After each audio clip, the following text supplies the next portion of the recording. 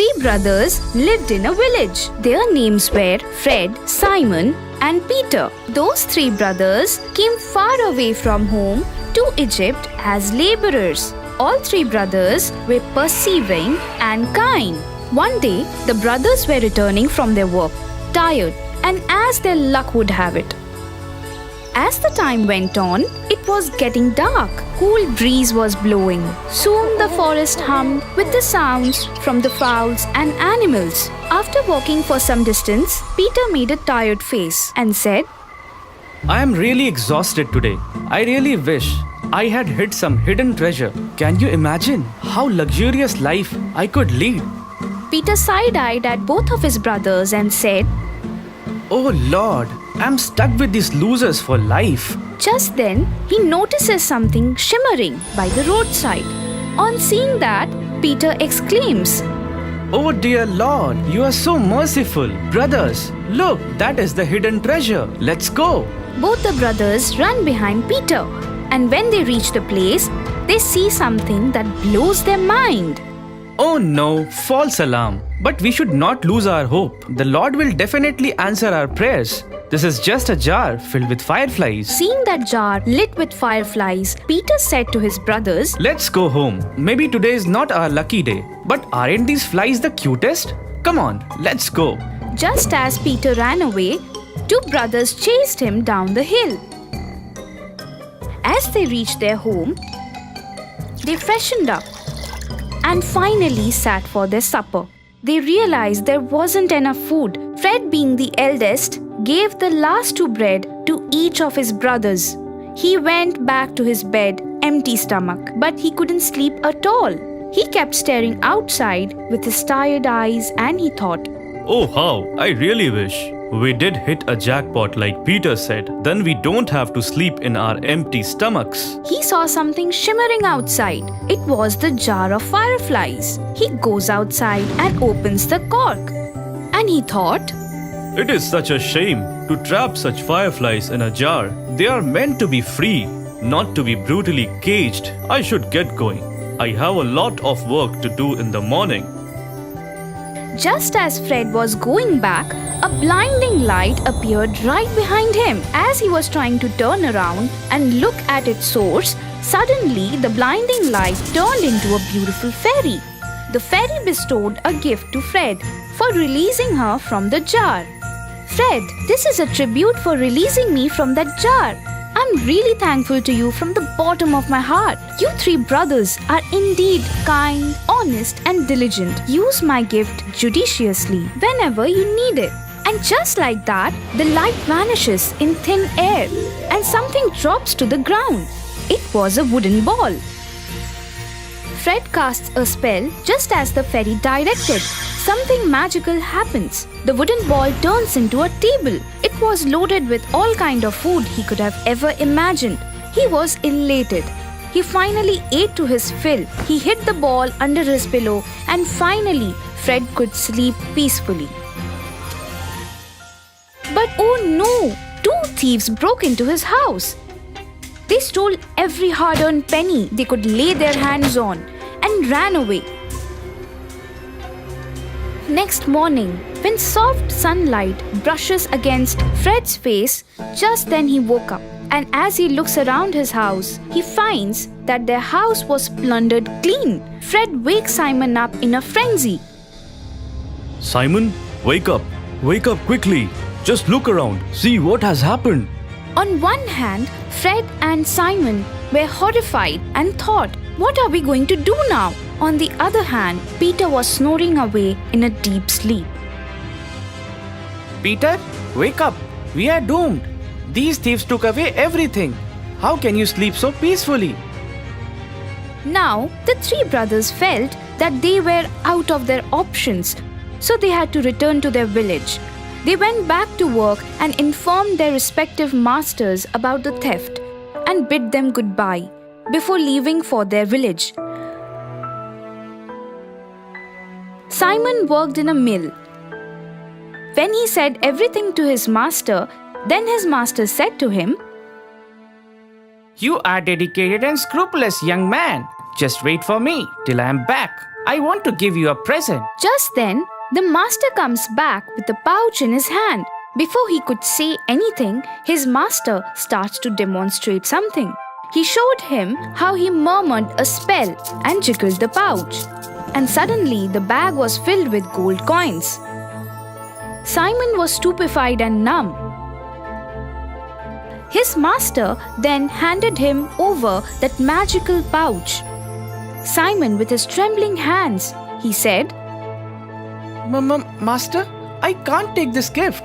Master lightly pats on his shoulder and said, Dear Simon, you earned it with your honesty and diligence. Use this whenever you need it. Simon sighed in relief and he happily set out to go back to his home. Fred showed Simon his magical wooden ball and Simon his magical pouch.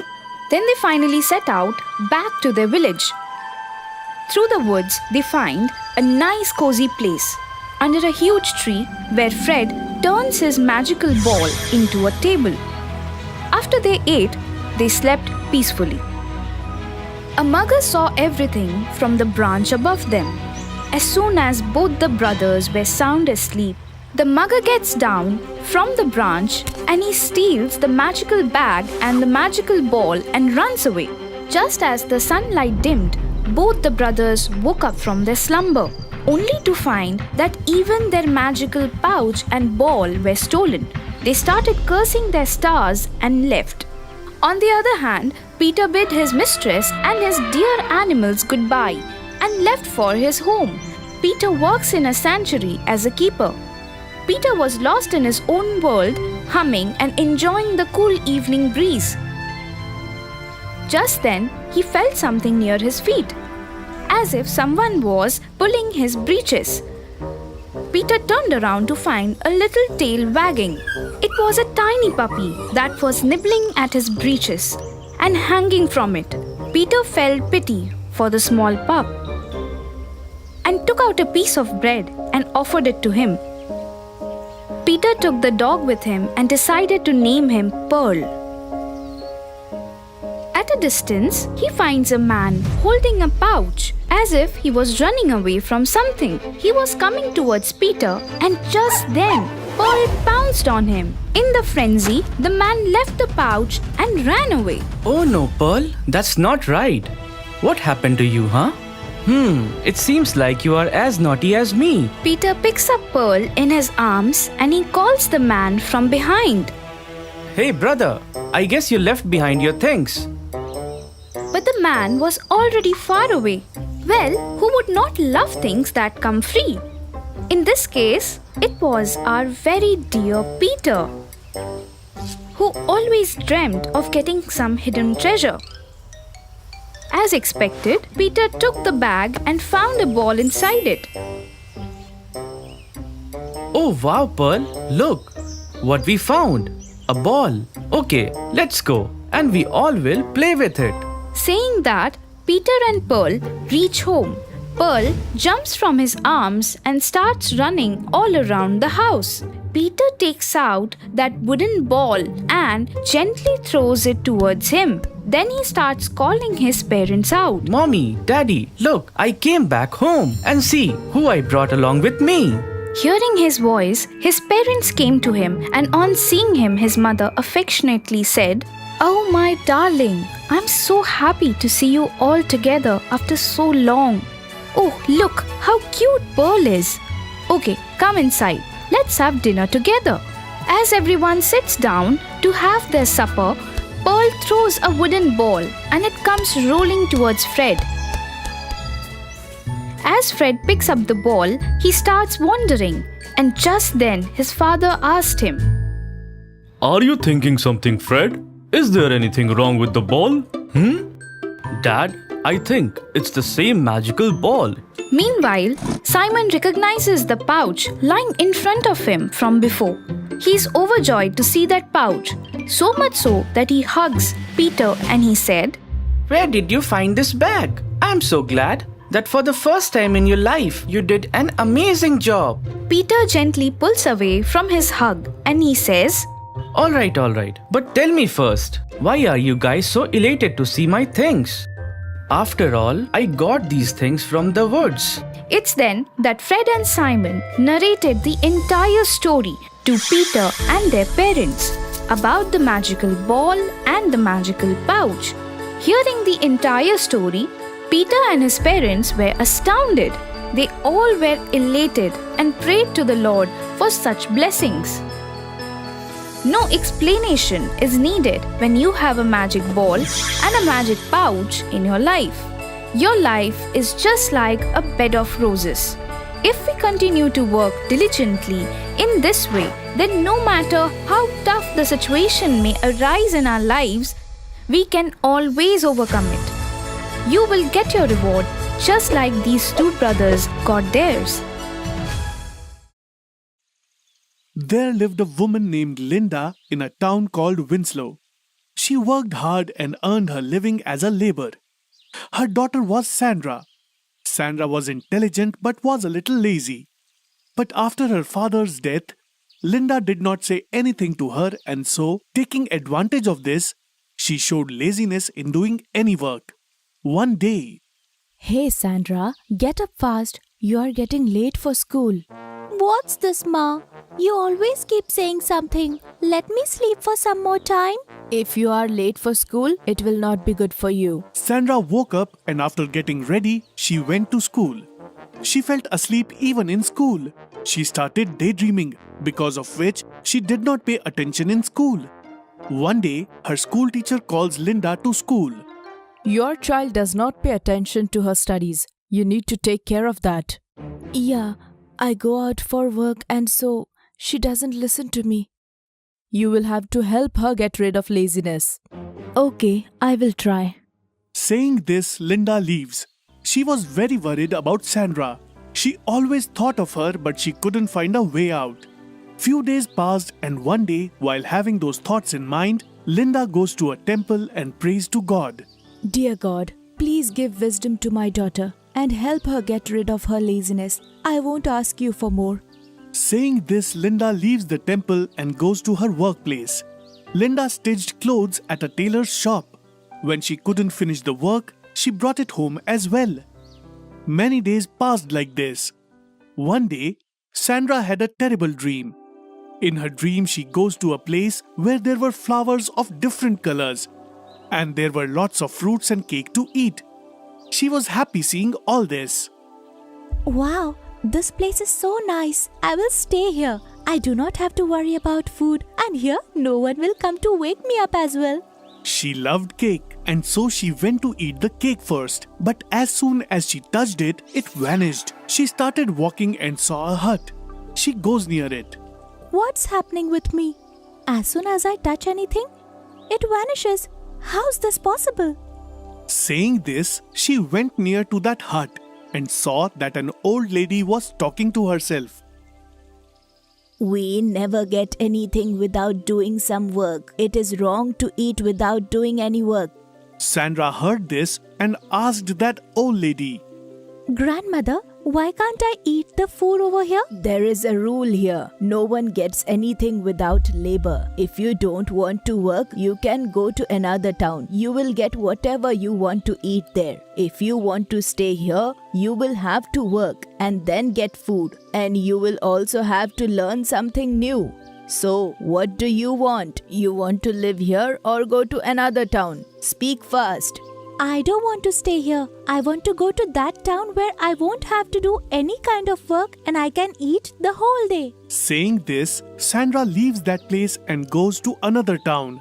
There also she finds an old lady whose name was Nancy. Hey, come dear. How did you come here? Please come and sit here and have some food. Thank you.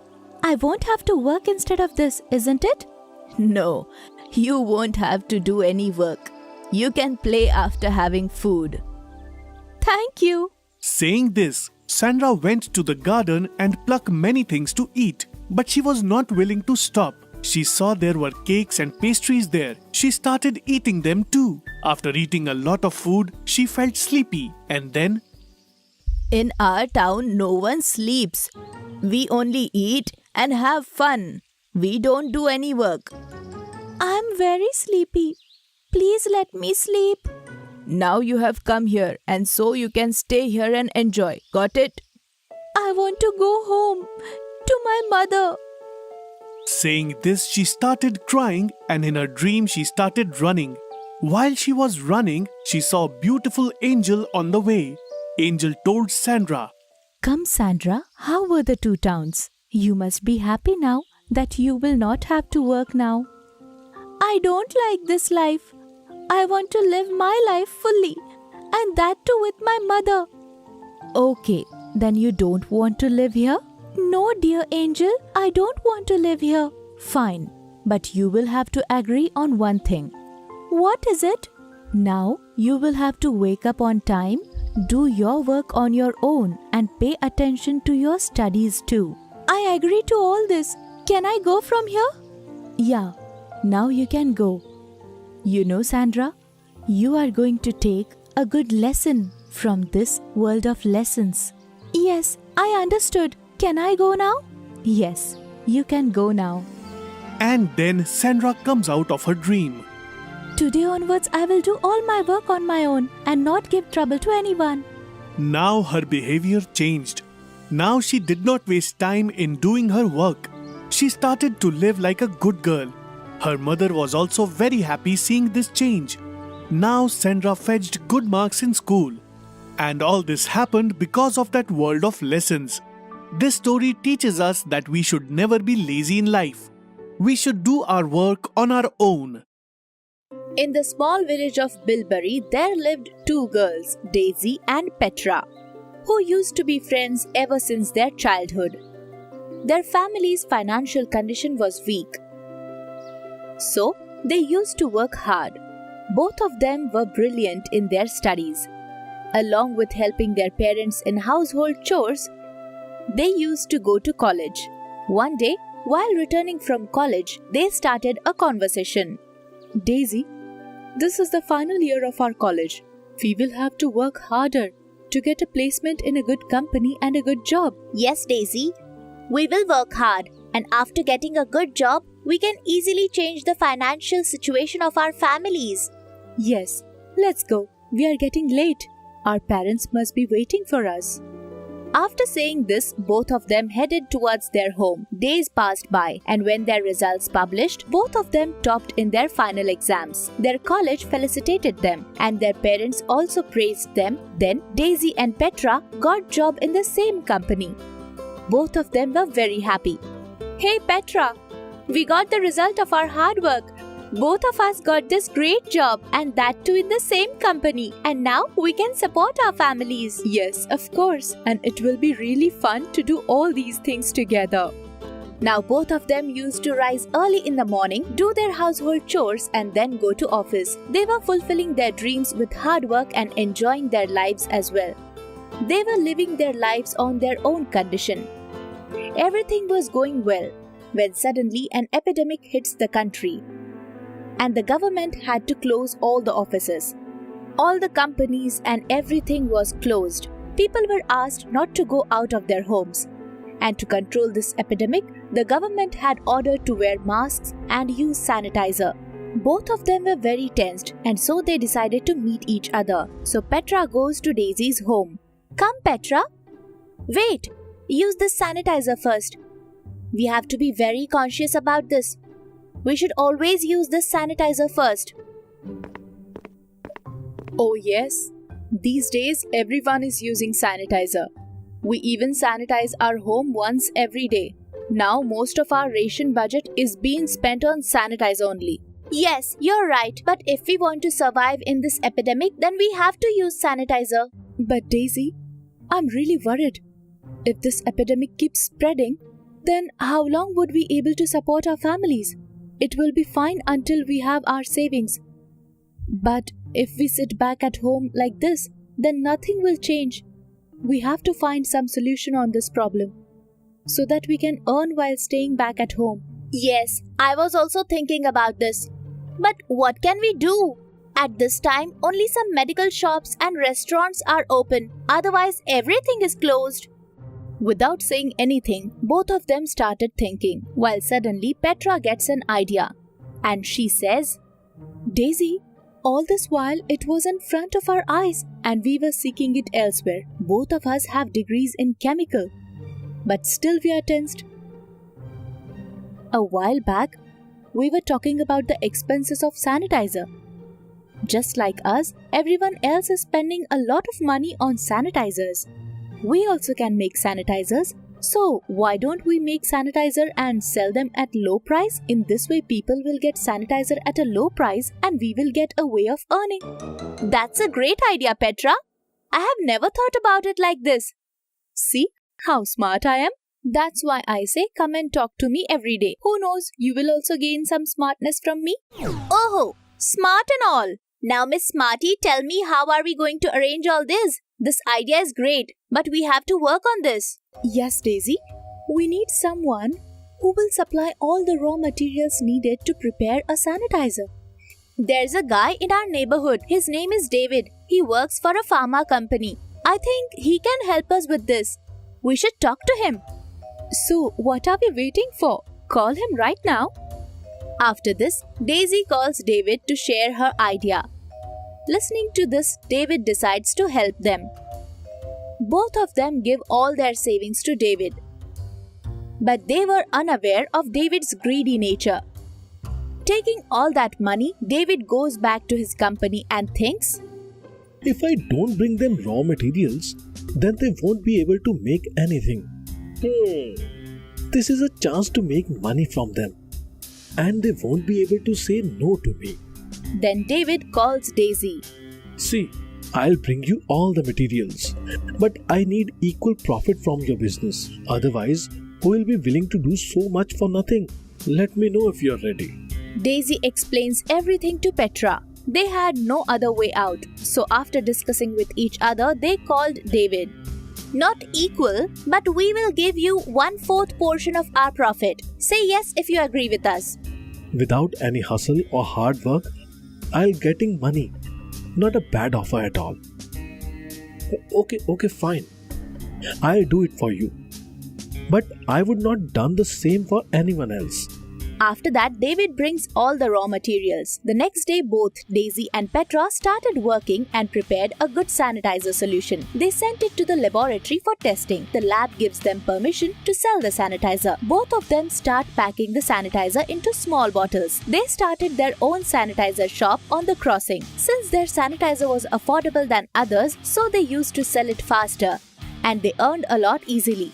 After seeing this, David thinks, why don't I take over their business? The next day, David along with his friend Alex goes to Daisy and Petra's shop and says, Daisy, Petra, meet my friend Alex. He wants to sell sanitizer in another city. He'll require huge amount of sanitizer. Will you be able to provide such huge amount of sanitizer to him? Why not? We will prepare as much sanitizer as you want. Come tomorrow. After getting this big order, Daisy and Petra give all their money to David to bring raw materials for sanitizer, and they bring all the prepared sanitizer in their shop. The very night, David and Alex disappeared with all the money Daisy and Petra had given to them. The next morning, Daisy and Petra go to their shop only to find out all the raw materials and sanitizers have been stolen from them. They tried calling David, but this time his phone was switched off. While both of them started crying, suddenly a genie appears in their shop and says, What happened, my child? Why are you crying? Both of them explained what happened to the genie and started crying. Stop crying, my beloved child. Take this. This is a magical sanitizer. This sanitizer bottle will never get empty. You can make as much sanitizer as you want from this bottle. Saying this, the genie disappears. They filled all the sanitizer bottles from that magical bottle. And now they earned even more than before. After that, Daisy and Petra filed a police complaint against David and Alex. Soon, the police found and arrested them and made them roam the whole village sitting on a donkey. They were put into jail. In this way, Petra and Daisy started earning a lot with the help of the magical sanitizer. And they also made sanitizer affordable for the villagers. After getting money, they helped people stuck in the epidemic by giving them all the essential goods. The government also felicitated them for their good work during the epidemic. Once lived a man named Roaster in the village of Salzburg. His wife Janet and his two daughters used to live with him. One was named Gracie and the other was called Bobby. Gracie was the daughter from Roster's first marriage. That's why Janet used to misbehave with her. She did not like Gracie.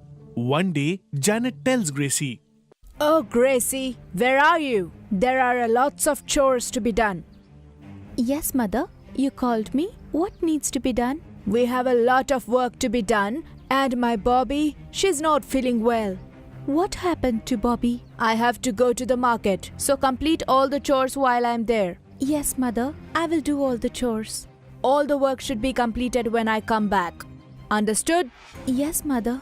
After saying this, Janet leaves for the market and Gracie gets to her chores. Gracie feels tired because of all the extra work. She goes to her favorite place to take some rest, which was a very old tree. Gracie relaxes under the tree and starts thinking. Things would be so nice if my mother was still here. All my needs would have fulfilled. She would have given me all the love in the world. After thinking this, Gracie starts crying. While she was still thinking, she hears her father's voice. Oh, daughter, what are you doing here, all alone? What happened? Nothing, Father. I was just missing my mother. That is why I came here. Okay, let's go home. It's getting late. Yes, Father. After saying this, Gracie returns home with her father. Janet yells at her when she comes back. Shameless girl. I said my daughter was not feeling well and you left her here all alone. What if something would have happened to her? Gracie listens to everything without saying a word because she left Bobby alone in the house. Oh, beloved, stop it now. Why are you yelling so much on the little girl? Yes, you will favor her only. It should not happen again. Did you understand? Yes, Mother. I will keep this in mind.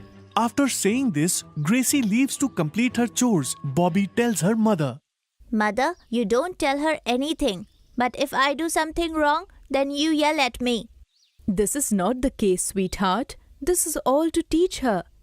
This is why I'm taking it slow. Don't worry about it.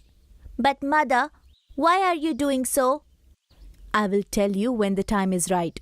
She's so proud of her looks, right? Now you see how I treat her. With this thought, Janet treats Gracie with more strictness.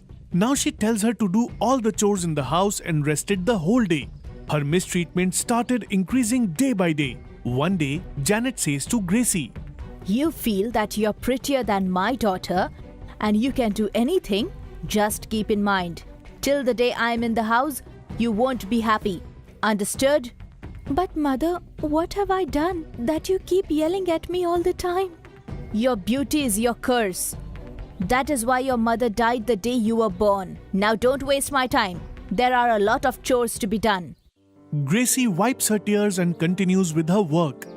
While working, she starts thinking, Why does mother behave like this? What have I done to her? My beauty is a trouble for her. That is why she misbehaves with me. She always makes me do all the chores. My own mother wouldn't do this to me, and I wouldn't have to do all these chores. Few days passed like this, but Janet didn't change her behavior. This is why Gracie was very troubled. One day, Janet says a lot of things to Gracie. She was walking by while crying. Then she finds a spiritual leader on the way. Greetings, Saint. Tell me, daughter, what do you want? You look so tensed. Sir, why don't things happen the way we think should happen? My mother is very jealous of my beauty, and my sister Bobby, who is not so pretty, is also jealous of me. What should I do? Saying this, she cries again, and the priest says to Gracie, Oh, beloved, stop crying. Take this. This is some magical water. Give some of this water to your mother. This changes your face. Now the priest gives the pot to her and says, Daughter, this water is magical water. It causes the face to change. That is why whoever uses it will become very beautiful. But using this twice would make you ugly. Remember this thing. Now, give this water to your mother. All of the troubles will go away. Thank you, sir. After saying this, Gracie goes back and brings the pot with her. Here, Janet was angrily waiting for her. The moment she saw Gracie, she said, Gracie, where were you? Tell me the truth, or else I will yell at you. Mother, I was going out to the village when I met a priest. He gave me this pot of water. This is a magical water. Using this once on someone's face makes their face more beautiful. What are you saying? Show me the water. Yes, Mother. Let us try this on Bobby. Give me the water, and you get lost. Now Janet looks at the water and gets happy. She takes the water and brings it to Bobby. Oh, Bobby, wake up. Look what I have. What is this, Mother? This is some magical water. Whoever applies it to their face, they become beautiful. Come on, now try this on your face. After saying this, Bobby applies that magical water on her face. She starts looking really beautiful. Her mother was astonished looking at her. Janet becomes happy, and Gracie was also happy that her mother was happy. Now Janet's behavior towards Gracie was changed. She starts behaving nicely to her. But Bobby was too proud of her newfound beauty and she thought, Why don't I use the water on my face again? I would become more prettier. By thinking so, Bobby uses the water again on her face. But this time she becomes really ugly using the water. She gets terrified looking at her face in the mirror. What happened to my face? Why am I looking so ugly? What shall I do? She starts screaming loudly. Hearing her screams, Gracie and Janet come to her. Both of them were shocked looking at her face. Nobody knew that her pretty face could be so ugly. Mother, look what happened. What happened to my face? How did this happen? Did you use the water again? Yes, Mother. Oh, girl, you have caused harm to yourself only. Now suffer. Gracie, where did you bring this water from? Come on, let's go to the priest now itself. Yes, Mother, let's go. Let me take you there. Now, Gracie, Bobby and Janet go to the priest together. Greetings, sir. We are caught in a lot of trouble. Show us a way. Please help us out. I already told you guys to use it once. Using it multiple times would make you ugly. Sir, she made a mistake, but there must be some way to fix it. Please tell us that. Now you won't get the pretty face again, but you will get your old face back. Sir, that would work too, but please fix her. Priest starts chanting some words with some water in his hands and throws it on Bobby's face. Bobby's face turns into its original state. Thank you, sir. I got blinded by my own beauty. I am beautiful the way I am. Thank you, sir. How would I repay you? I cannot understand it. Now both of my daughters are equal to me. I will not discriminate them. My God has given me such beautiful children. I am not worried anymore. After hearing those words, Gracie starts to cry. Now, Janet leaves with both of her daughters from there and gives them unconditional love to both of them. Once upon a time, a boy named Ajay lived with his granny in a village. He was very lazy and a slacker. He always used to lie to his grandmother and take all the money and have fun with his friends. Grandma was very upset. Grandma used to make papad all day to run the house. But due to old age, she was unable to work as before. Now the income in the family also started decreasing. Granny, why is the income decreasing? I want to know. Hey son Ajay, now I can't do so much work like before. Because of this, the income is getting less. Today I feel like eating something different, Granny. You give me money, I'll bring some items from the market. Ajay, I have only 100 rupees. Bring whatever you want. Only 100 rupees? Granny, in this much money, nowadays nothing comes. Give me a little more money. Give me alms, brother. Hey sir, we have nothing to eat here, and from where to give alms to you? Son, you have grown up so much, but still you take money from your grandmother? And why don't you do some work yourself? Sir, I will see mine. You don't teach me. And go away from here. The monk gets angry and leaves from there. Grandma goes to the kitchen to do her work and calls Ajay to take out the rolling pin and board kept on the rack. Ajay, just come here. Take out this rolling pin and board. What, grandmother? You can't do this work also. You tell me to do everything. Ajay, please help a little. Can you? Ajay gives a rolling pin and board to the granny and a miracle happens. Granny, what is happening? What happened, Ajay? This rolling pin is not getting out of my hand. What to do now? Ajay, do one thing. You sit down, I will see. The rolling pin still doesn't come out.